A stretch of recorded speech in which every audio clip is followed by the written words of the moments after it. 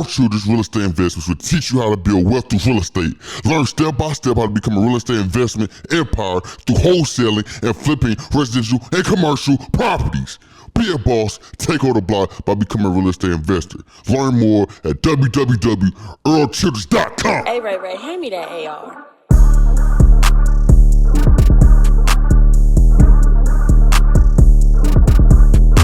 You are now listening to Off the Rip. Off the Rip, hardest podcast out right now. It's your boy Earl, the artist. Yo, you guys Stafford, man. You got the one and only, but no, I'm really hyped. You hyped, I'm hyped. Like, I don't think Earl more lit than me right now. Like, I'm hyped because, like, we got one of the ones that, like, we making history right now. She don't even know. She don't even know we making history because we really taking this out of our city, out of our state. And we had to choose the one and only Rikki Lee. This is a woman of many talents, black woman at that, really doing her thing out here in Ohio. And this is an influencer, being a mentor, just really putting it on for like the new people, the new generation. So we really salute you and everything you do. We had to get you on here for history right here. So introduce yourself. Okay, hey guys, I'm Rikki Lee. I'm super excited to be here. I'm friends with Earl. I met him in the weirdest way. One of my good friends, Julian, was cutting his hair, and the rest is history. So I'm really excited to be here today, talk to y'all. I'm a fan of Off the Rip, so. Yeah, man. Yeah. And I gotta ask the famous question. For those who don't know, but should know, tell us who is Rikki Lee. What all did you do? Well, Rikki Lee is a multi-hyphenate creative. I do a lot of different stuff. You can find me on Instagram, TikTok, YouTube, making content that's feel good about my lifestyle. I'm currently a college student at Ohio State studying business marketing and entrepreneurship and innovation. And I have a minor in professional writing. So, yeah, I'm pretty much doing that. I have a digital marketing agency. I've served over 25 clients in a variety of different ways. On campus, I'm super involved with all things marketing. I'm the VP of Marketing Communications for the Undergraduate Society of Black Leaders. I'm also the president of the Black Advertising Strategic Communications Association. And I just signed my biggest deal to date with JCPenney. I'm working with them for the next year on creating content. So, yeah, that's what that's major. Hey, congrats. Resume. Boom. It's more than that. You feel me? She getting humble with it, so it's more than that. Man, so go ahead and tell us a little bit about your upbringing. Okay, so my upbringing it starts in Cincinnati. So I'm not from Columbus. I'm from Cincinnati, Ohio, which is like an hour and a half south, I believe, south of Columbus. So yeah, grew up in a single parent household. My mom held it down. I have moms. I have a sister, an older sister. We're 7 years apart, but she's my best friend. Her name's Michael. And I went to public schooling. I first started off in a creative performing arts school, and then I transferred over to college preparatory high school because I wanted to focus more on my academics. I did that whole thing at Walnut Hills, graduated from there, so if anybody's watching. And you went to Walnut, go Eagles. And then I went ahead and did like the college application process and ended up at Ohio State. Yeah. So I know in your work that we looked at, and this, I don't know you all that well, but just from like seeing your stuff, it seems like you really put God first. How did you get so close and build that relationship with your Lord and Savior? Yeah, so I'm actually a PK. My dad is a pastor, but growing up, my parents never made religion feel like religion. It was more so stressed as like having a relationship with God, and so I made sure that I stayed true to that. It was never like in conversation with my dad, he was quoting scriptures or like, this is what God says, so you need to do that. It was more so like leading by example, the word. So that gave me a firm foundation. And then anytime I had anxiety, anytime I was stressed out, anytime I needed confirmation, affirmation, like anything, my mom always would tell me to pray. And so that's what really started the relationship. And then once I got into high school, of course I was in and out of church as I grew up. But once I got into high school, we actually stopped going to church. And so it was up to me to kind of continue that relationship. And so once I got a vehicle, I started going to church myself. I found a church home. I went to Queen City Church my senior year of high school. And then once I came to college, that was when I really had to develop that relationship because I didn't have a church home. I was watching videos online. And I think COVID really started that transition for me because nobody was really going to church in person. A lot of churches transitioned into like that online model where you're, watching online. And so that's what kind of transitioned me into that. And so now I've actually found a church home. I've been intentional this year about finding a godly community here in Columbus, and I go to one church. But that's kind of how the whole faith journey started, how it's going. Yeah, man, that's dope. So we all in college, you know what I'm saying? We like to be outside, have crazy moments with the homies and friends, stuff like that. But is it hard, separating worldly activities from your religious lifestyle? I would say it is in a kind of. I think especially since I'm so young, I'm 20, and like you said, I'm in college. And everybody's going buck wild, and having fun. Yeah, it gets crazy. It gets crazy, but I think that's what keeps me sheltered is the fact that I am a believer, and so a lot of the places or the things that some people can do, I can't do because I know that that's just a little too far left. Now I would be crazy to sit here and lie to y'all and say that I don't go out, because I do go out. I have fun. But I feel like you can be in an environment and not be of it. Mm-hmm. So it's just nice to separate myself. And my friends are understanding of my faith and my journey. And it's nice for me when I'm able to see the way in which I lead my life is an example to them. And so everyone just comes as themselves. People know their limits. I know my limits. I know there's certain things that I can't do when I go into spaces, and people are respectful of that. Mm-hmm. And so, yeah, I think it's fine to navigate it, and I think it's better to navigate it when you do have a firm foundation of morals and things in which that guide the way in which you carry yourself, because it doesn't allow you to tip the iceberg too far left or too far right. Mm-hmm. So one of the things I was going to ask, how you said people, your friends who respected, have you had to cut off people because they didn't respect what you had going on with Christ and everything? You know how that be some people be still trying to force you drink this, we finna go to this, we finna go to that, do this. How do you have you had to remove people from your life?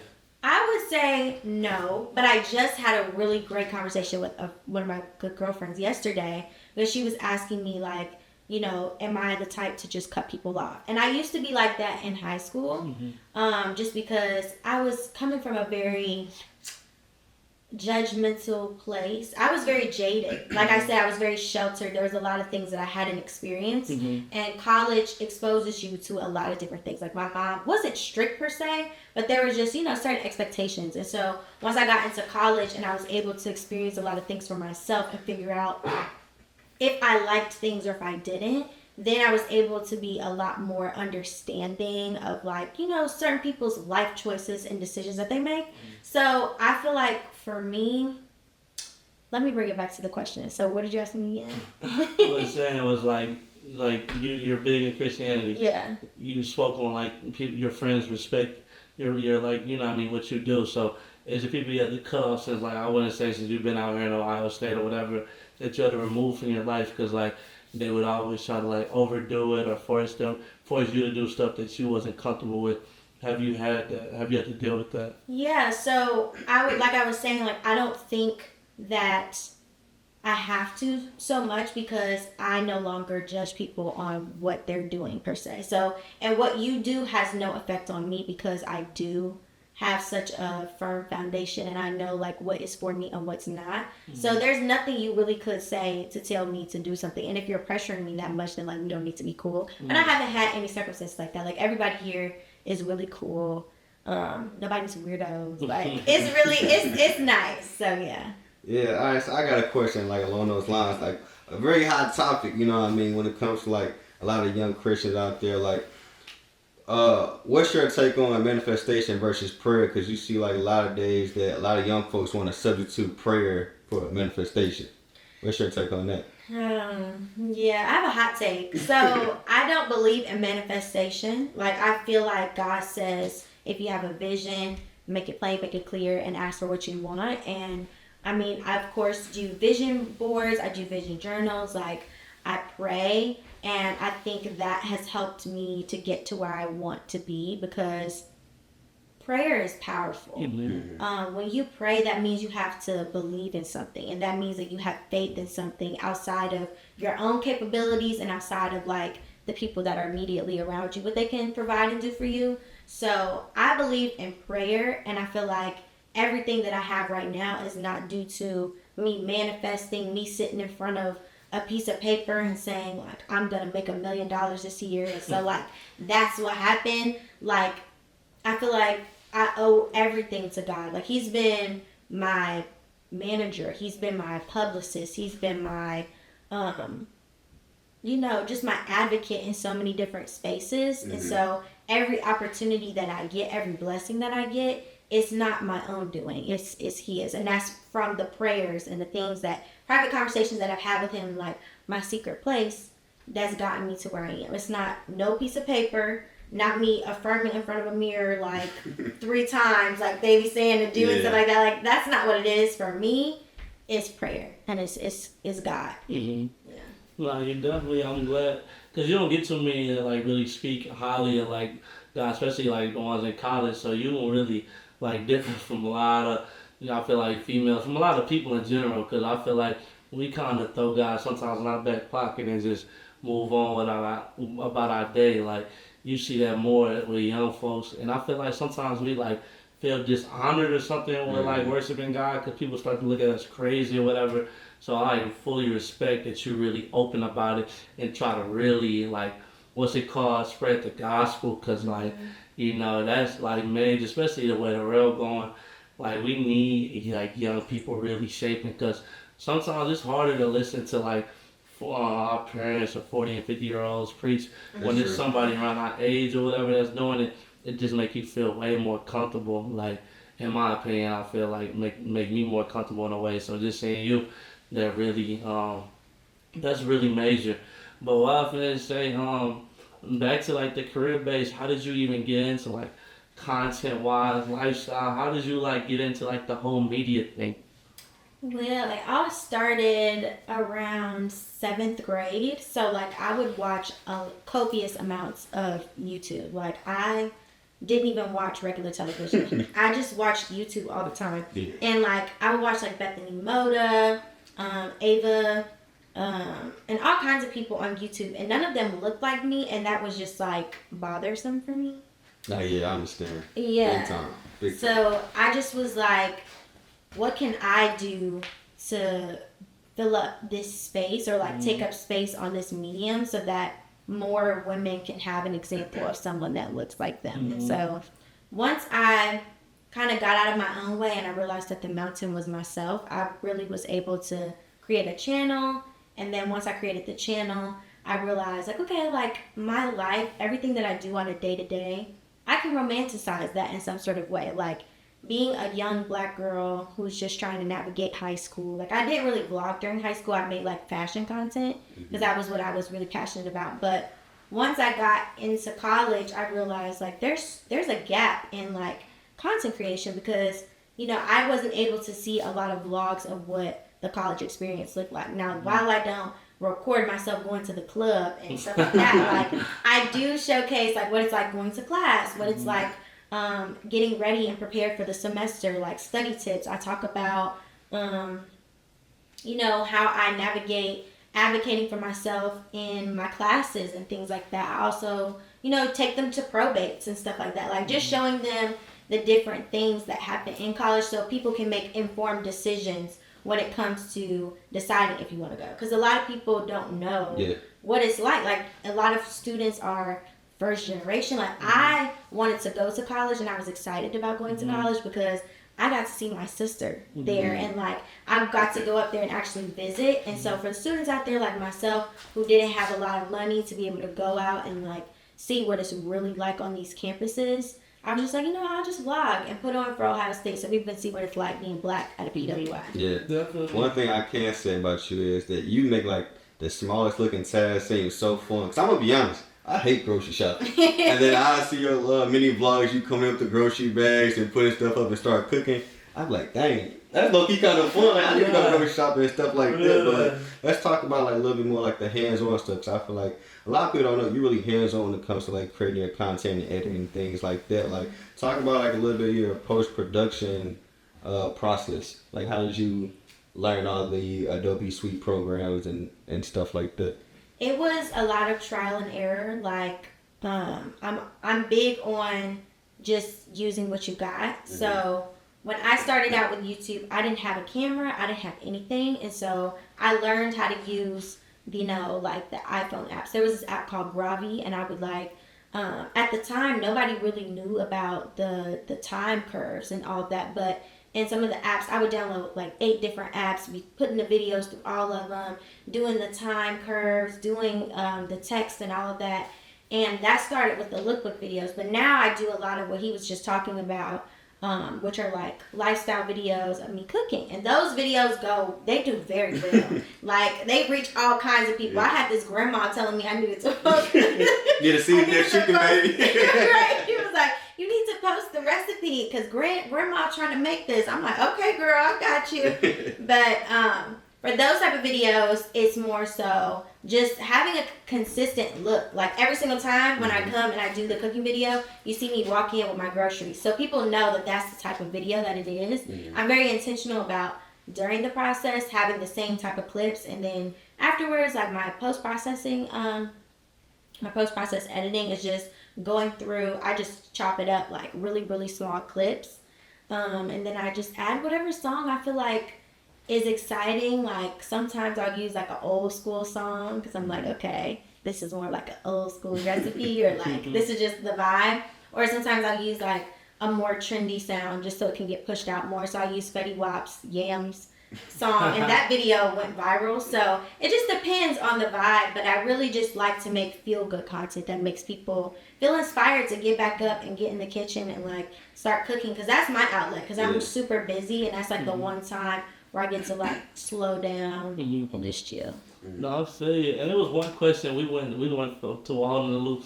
It was one question you had spoke on, like, I feel like you said you was like a lot of us are first generation college students or whatever. Do you feel like people try to like? I feel like nowadays people try to disgrade college or whatever. Belittle it. Yeah. I do. I feel like there are the Forex warriors. There are like all kinds of people who, on the flip side, like they're at the extreme, right? Like, if you're someone who's amounted to extreme success already, of course you're going to say, college isn't the route for everybody. But I think you have to be careful when you're preaching that to people when you've already achieved it. You know what I'm saying? Like, I'm someone who's preaching for you to go to college, and I'm still going through it. So you have to understand that there is struggle, and like there's going to be days, like we were just talking about this as we were setting up today. College is not easy. Like, there's a lot of time and hours that goes into it. There's a lot of advocacy. Like, some days you're not going to want to get up and do it. But at the same time, it's no different than going out and working every single day. Like, it's just a different hustle. And so you have to realize that the reward is going to be a little bit delayed, because your reward is going to be your degree. And that's going to get you a way higher pay grade off rip once you graduate. So you just have to put in the time, and the real investment is you going to class every day and learning a specific skill or trade. And so, when you have people out here saying they wake up at 6 a.m, they trade stocks, and they're making X amount of money every single day, if that's your goal, to be able to make money, I feel like just figure out what type of heart do you want. And if I honestly will say, like, somebody may be doing good right now who's doing, these other types of hustles, but like college educated individuals can come out and you can hustle and do the 9 to 5. So it's just like, you gotta choose your heart. Like, that's my biggest advice. Because me personally, like right now, like I'm in my senior year of college, and my motivation is like, bare bottom. Like, as I'm walking through the hallways, everybody know when they ask me, Earl, how your day going? My same response is, bro, I'm just ready to graduate, man. So my question to you would be is, how do you keep that motivation with all these obstacles you're facing as a college student? I think, honestly, the thousands of women that are like watching me, they hold me accountable because I know at the end of the day, like, when I reach my destination, there are people that are waiting on me. And so I owe it to them. I owe it to myself, my current self, my past self, my future self to like show up because I set out to achieve something. And if I achieve it, I know so many other people will go out there and be willing to do it too. And do it in an even grander way than I did. Because I've done a lot while I've been here. But I've been able to show an example that like, you can, get the 4-year degree. You can be involved. You can have fun. And you can be a believer. And so when you show people an example and you go out and you go do your thing, like you give them permission to go out and do the same thing. So that's true. Yeah. Because then one thing too, I feel like we ain't touch on. Me and Earl be speaking on a lot. College is a big networking pot. I feel like a lot of people miss out on. Like, if you don't go to college, sometimes you just going to work the same job, you do the same routine every day. You don't meet as many people if you don't have one of them jobs where it's a lot of traffic that come through. Like, thank God I work at like the airport or whatever, where I meet people from all over the world every day that can put me in different positions. Southwest is like a big networking pot or whatever. But if you just work like a regular job, I want to say I don't like Walmart or something. You're not really no downgrade to Walmart or anything, but you're not meeting. You know what I mean? Interacting or speaking to people every day. Where it's like freaking in college, you might meet somebody like you and Earl. We just met. I just met him today.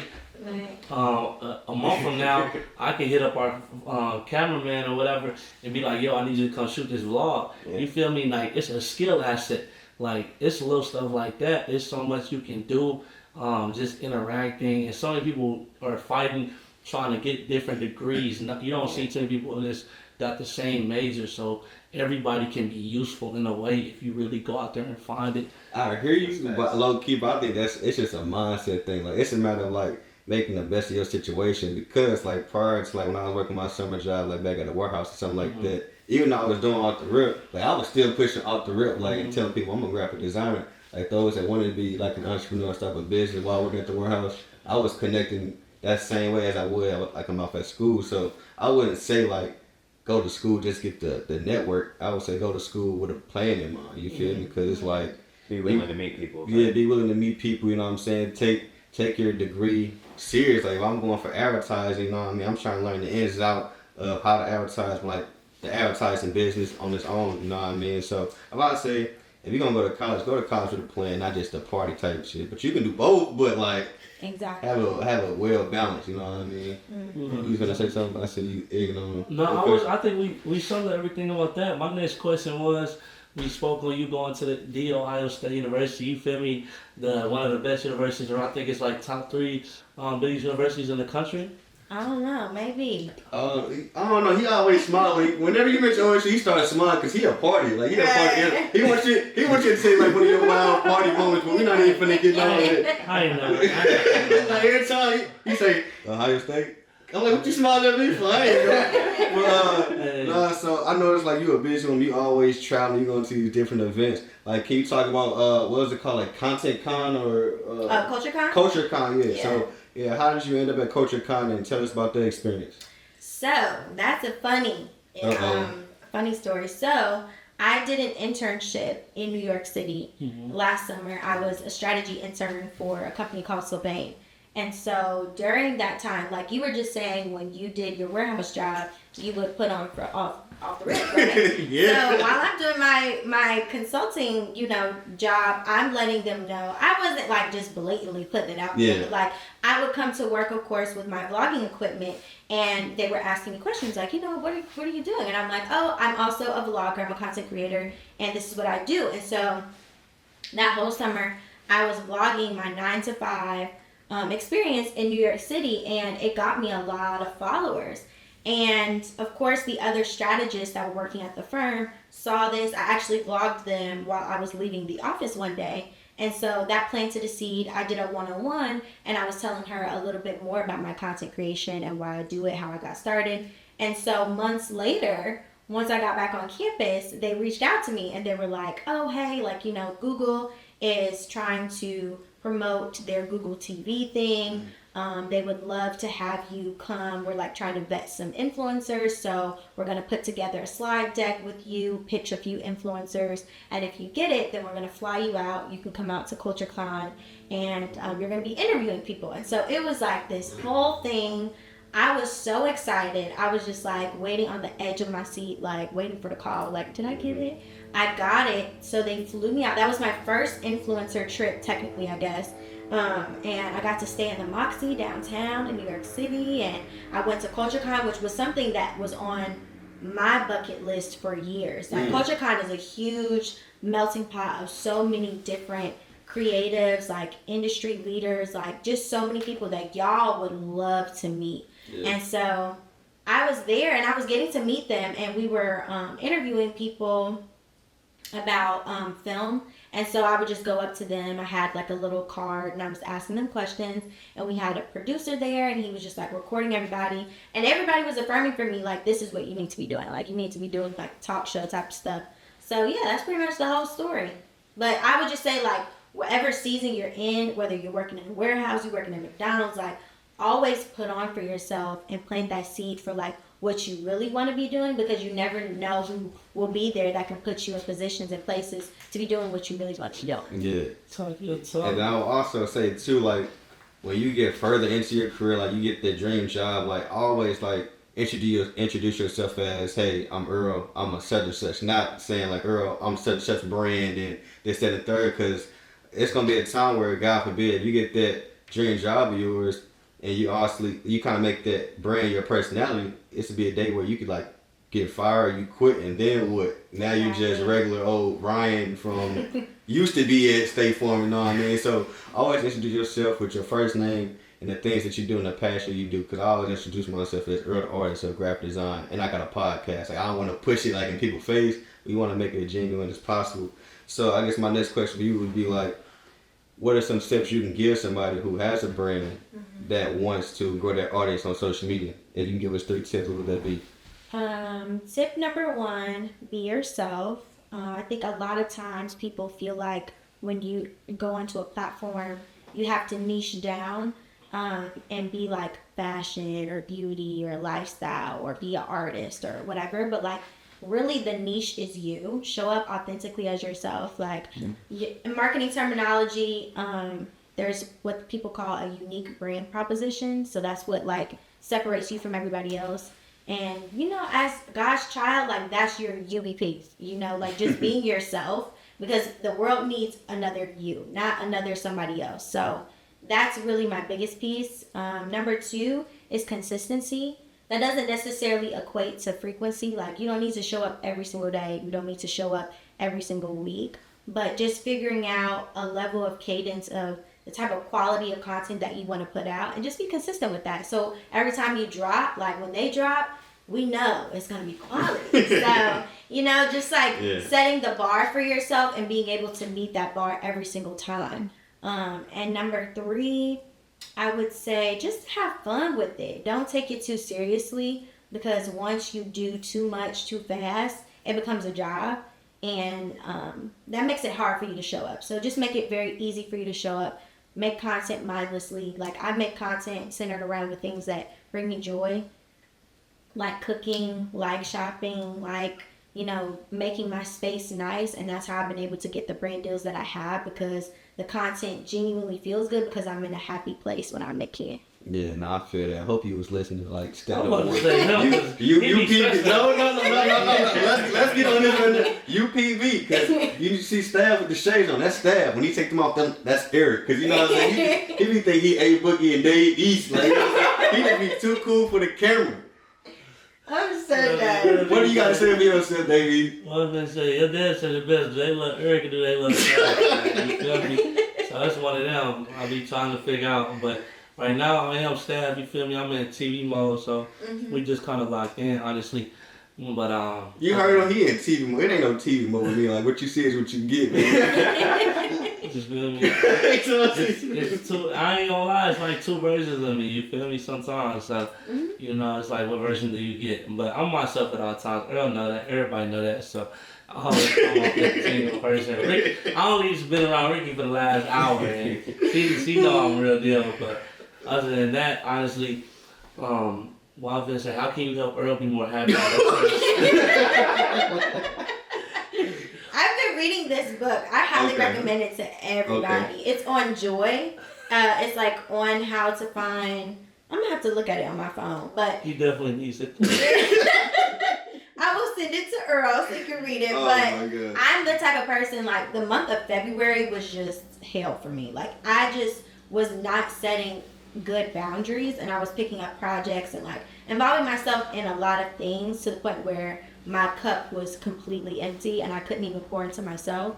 And so reading that book and also listening to an audiobook on, you know, just like setting boundaries has really helped me. But it talks about the aesthetics of joy, and there's apparently 10, and like it's all, you just have to read it. It's really good. But it's apparently, you know, joy is all around us. It's in the little things, like in your space, and the type of experiences you allow yourself to have. And so I'm just trying to be intentional with everything, so I can just be a more joyful person. Cause I would show up to stuff and I just didn't like who I was. I'm just like, it was getting a little nasty. Yeah, don't be one of them, Rikki. I'm happy today though, because I genuinely wanted to do this. That's love, you know what I'm saying? Because usually, bro, people go Hollywood on this. I don't know, it's because they just not rocking the style sometimes.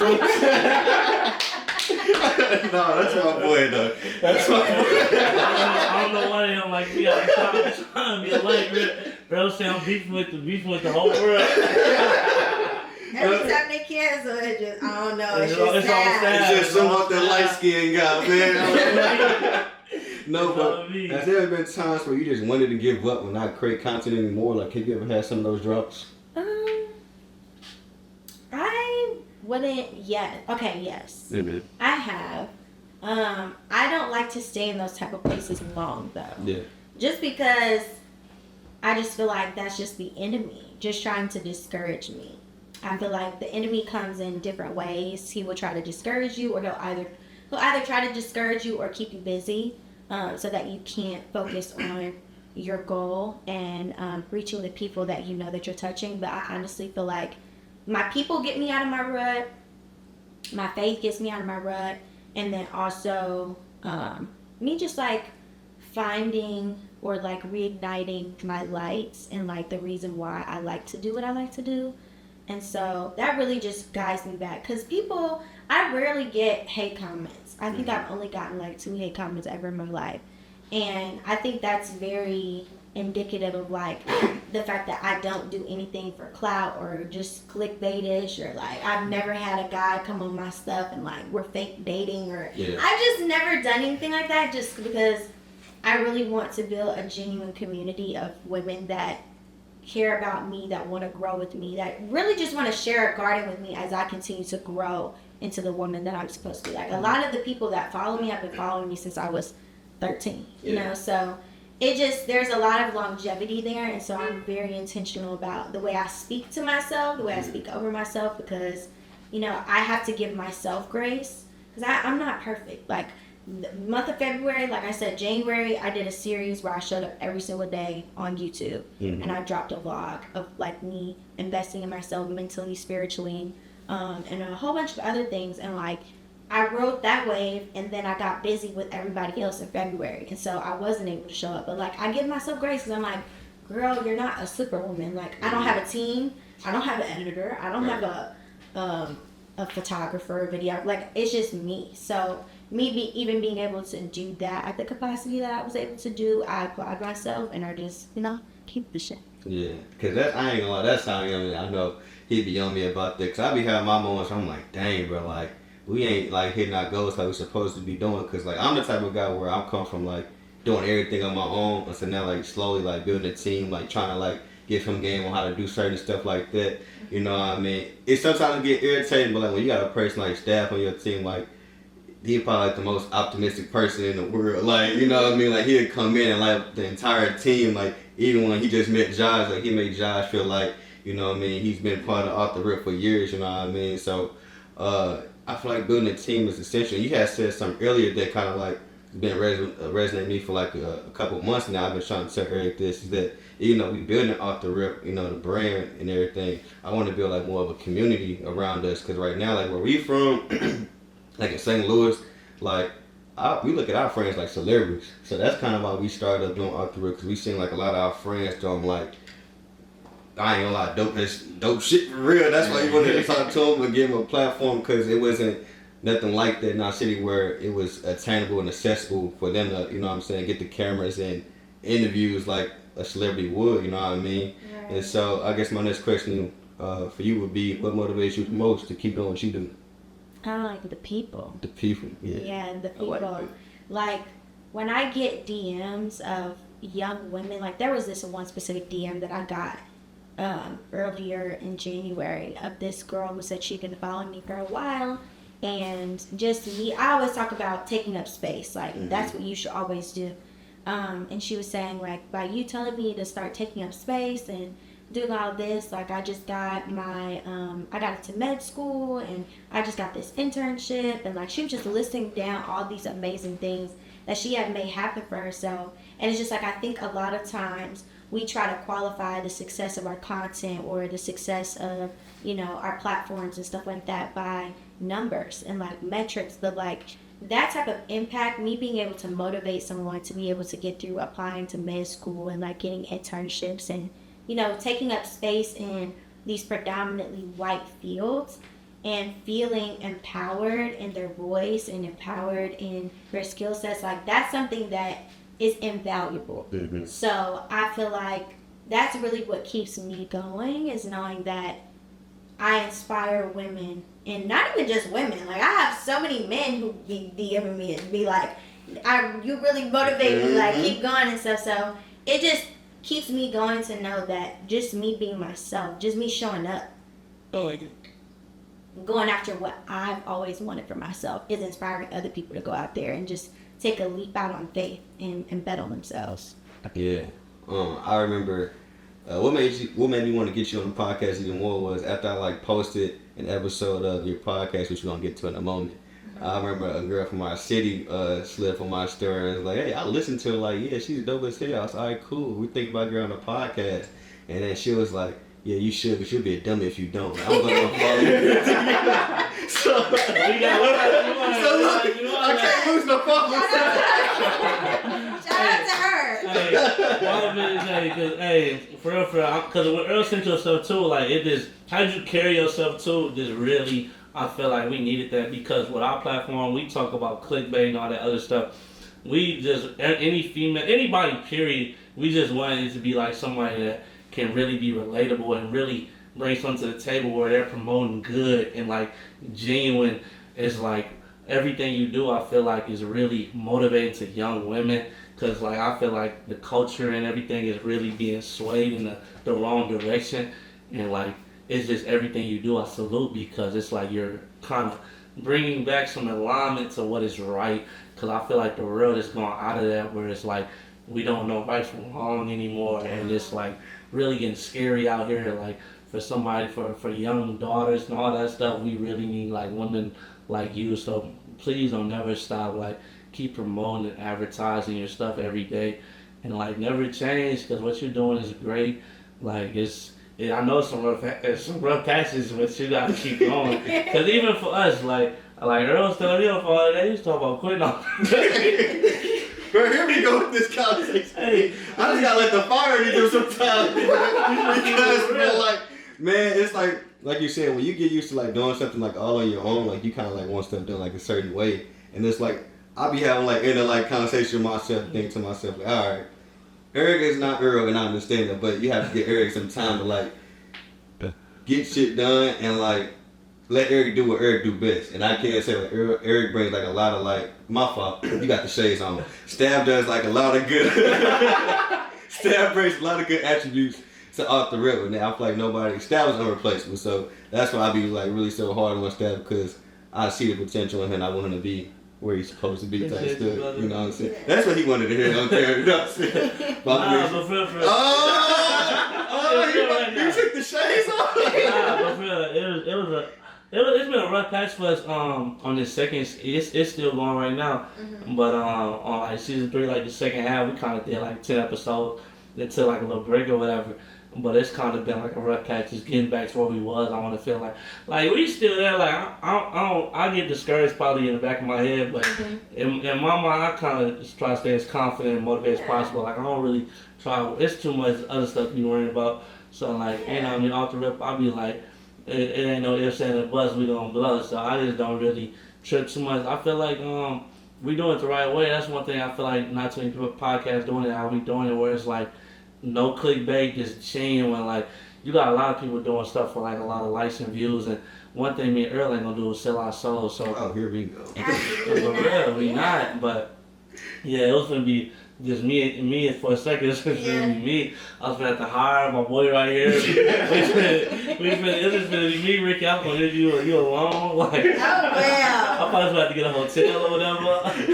Dang, it was like that. He's taking gloves off. Put the shades back on. I wasn't gonna be like that. It was gonna be like that. Earl was a hope, but nah. Yeah, so like I'm just happy we stick with it. We done been through too much and put too much money, time in to ever quit. And even if it's not right now, like we going through a hard patch, and we gonna keep it real. We is, but you know what I mean. It's all gonna be in God's plan. I feel like you need to go through these storms and go through these low points to really get to where you want to be. Because if we was always up, we wouldn't appreciate it as much. So like right now, what we going to, I feel like it's needed for like the longevity and stuff because. It's just what you gotta go through, like through hoops, boxing, whatever. You gotta lose to like really get the wins. Like that's why I feel like I love the losses just as much as the wins now. You have like to. through what I've been in life, I love every point. You feel me? Trust the process. Yeah, trust the process. So. They're not here in this space because I was winning every single day. Like there's been times where, like I was honest, where I thought about. Quitting or just not showing up anymore. But it's a matter of knowing and believing in the bigger picture and knowing that like the fruits and the seeds that you're sowing, like the fruit that it's going to bear is going to be able to feed thousands, like a lot of people. And so the vision is much bigger than y'all. And I'll give you a piece of advice that I was giving yesterday at a conference I went to. It's like sometimes when we feel like God has given us such a big assignment, and we have such big shoes to fill, we want to fill them right now. But you don't have to. Like, you just got to take it one step at a time. And, like, y'all are doing what I want to be doing, but I don't have the team. I don't have nobody else. It's just me. So, I want to be able to do video content for my podcast, but it's just like, let me just start small. Let me just show up how I can in the ways that I can and get good at that. And then, take on more and more and more. So, I agree. But since we keep bringing up your podcast, let's introduce your podcast. Tell the people at home how did That Girl Radio come about? So That Girl Radio came about after I did a 60-day challenge on my TikTok. It's the same kind of thing that I did for my January series, but every single day I did something to fuel my mind, my body, my spirit, and my soul. So I would read, I would work out, I would watch a sermon. I was just doing that every single day, and I made a TikTok every day. And it grew me a very large community of women who started to join the challenge with me. And so from then, after those 60 days, I felt like it was no longer me becoming that person, I was embodying that person. And so I was like, you know what, I want to create a platform where we can have discussions about everyone's journey to becoming the woman that they are today, which is that girl. I feel like there's a that girl in the hair industry, a that girl in aesthetics, there's a that girl in fashion. There's so many different versions of that girl. And so eventually I would love to do what y'all are doing, which is interviewing people. But for now, it's more so a platform where I discuss, the intersections of faith, entrepreneurship, being a student, being a friend, so many different nuances to young adulthood, but through the lens of a young woman. So, yeah. That's amazing. That's amazing. Because, like I said before, we need that. So, keep doing that, every day, you feel me? Whatever you're doing, promoting that because, boy, oh boy, it's it's appreciated, and we men, so we just thank you for this shaping the way for the females out here. You know what I mean? Because Earl, you might need somebody. You might need somebody to listen to your show or something. This guy, I don't know what he talking about. But I think what he meant to say was That's why I ain't been seeing you again. What I think he meant to say was, we don't see like a lot of women like you, Ricky, because we back at the crib, like it's kind of like a stereotype that we commonly see, and it's just like, I don't even want to put that out there because I don't want to get this bored and nothing like You finna get canceled. no, Yeah, let's not get you canceled. Basically, people just Whoa, we good playing. I don't know what you about to say. But Ricky, I do appreciate you coming out. You dropped a lot of gems for us, and I feel like you gave like a lot of motivation, like a lot of women that do tap into our podcast and things of that nature. How can that people find it? You guys can find me on Instagram at rikkilee.co. You can find me on TikTok at the Rikki Lee. You can find me on YouTube at the Rikki Lee as well. And you can also listen to my podcast, That Girl Radio. And that's pretty much all the places you can find me. Yeah, wait, before you go, leave the people with some advice to whoever, to the women, whatever.